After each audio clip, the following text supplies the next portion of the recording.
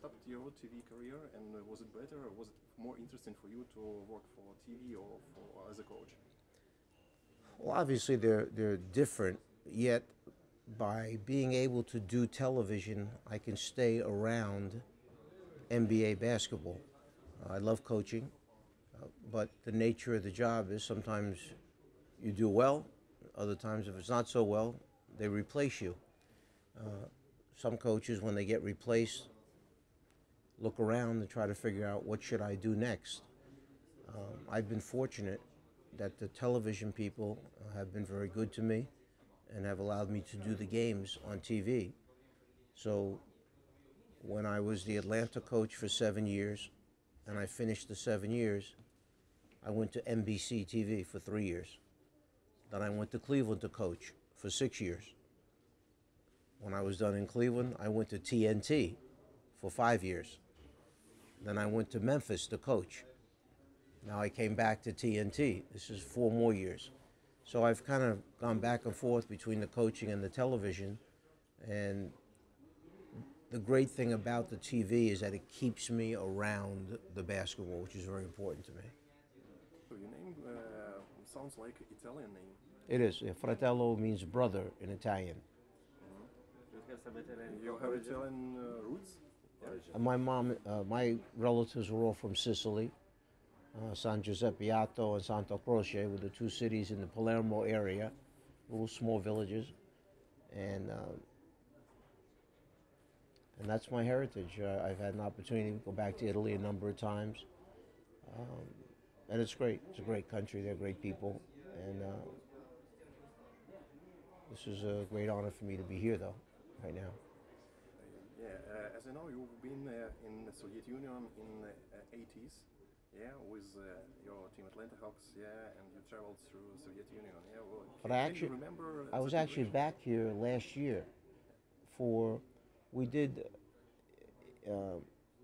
They brought us in to do a clinic. It was like a sports day for 800 children, and they had the big festival and everything. We came in and spent 2 or 3 days. We did clinics, we did the coaches thing, and then we went right back out again. On the way back, we stopped in Moscow. We had dinner that night, and then we flew back out after that. So it was about a 3 or 4 day stay. And I remember somebody saying to me, "You might be the first American that's ever been to this city that we were in." I can't remember the name of the city. Do you remember where I was? Samara, no? They had built brand new swimming pool building, gymnasium building, and another, all in this small little town that we went to. It's not far from Moscow? We had to fly, not only do we fly into Moscow, we had to take the next plane to get to where we were going to. It was a very small town. They said, every time I said to them, "Where are we?" They were, "Don't worry about it." It was like that. But we stayed there for 3 days. It was very, very small, very beautiful small city, very clean. Everything was painted new. It looked very nice. Almost looked like a Swiss village almost. The architecture of this little city. So. But can you remember your first time in Soviet Union? What it means for American in '80s to come to Yes. Soviet Union? Yes. You've been impressed, I think.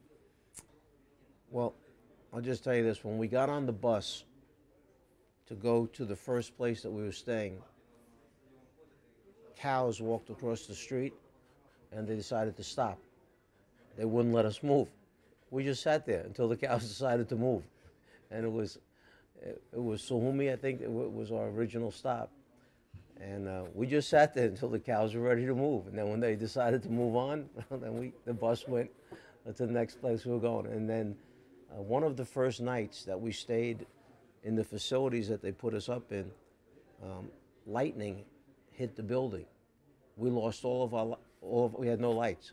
So we were all in this building like dormitories almost with candles for the night because we had no electricity for the night. So it wasn't the best start to everything.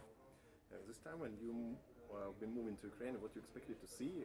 Maybe some picture like in '80s? No, I had you know, a lot of people had told me from the NBA who had been here. Obviously, Sasha told me, and that things have changed. This is a city of 4 million people now. It's almost the size of Atlanta, very similar size to Atlanta.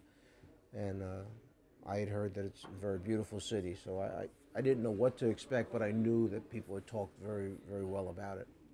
Yeah, and can you remember Sasha Volkov when you started to work with him?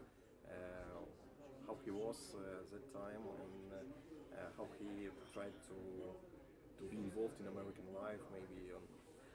Well, obviously we were impressed enough with him that we drafted him and signed him to a contract, and he wound up playing for us in the NBA as one of the first players, you know, to come and play there. So he was young, he was very anxious, very eager to learn. He had toughness about him. I think since that time he's had a couple meals, and he's not the same thin little player. Okay, he's now a strong man, but he was a guy that, you know, I really loved because in practice every day he tried very hard.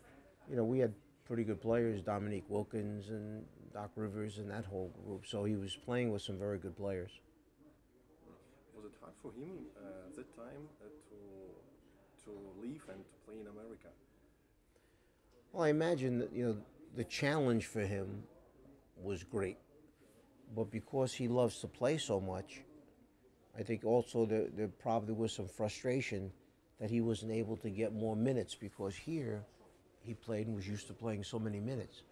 There, I had a Dominique Wilkins, you know, that Kevin Willis. I had people in front of him that he couldn't play the same number of minutes. So it made it hard, especially, but that's good. That's the kind of player you want. You want a player that wants to play. The bad players are the ones who don't care if they play. They don't try hard. They just take the check. And I want players that feel bad that they're not playing, because that means that they have a hunger to play the game. Yeah, and maybe you are now in the same position like he. In the 80s in America, you came to Ukraine, and it's something new for you. It's different country, yeah, different psychology, everything different. Maybe you feel something like Sasha in the 80s. Well, you know, you're a little bit apprehensive going in because, as you said, there's a lot that you don't know. But I think the point is I have to learn. I have to do my homework and do my research and watch and try to be smart and talk to people and hear what they say, and then go coach basketball, because that's what I do. So, you know, we'll do the best that we can there to try and make the team a very solid team. Okay, thank you. Thank you. And good luck. Thank you.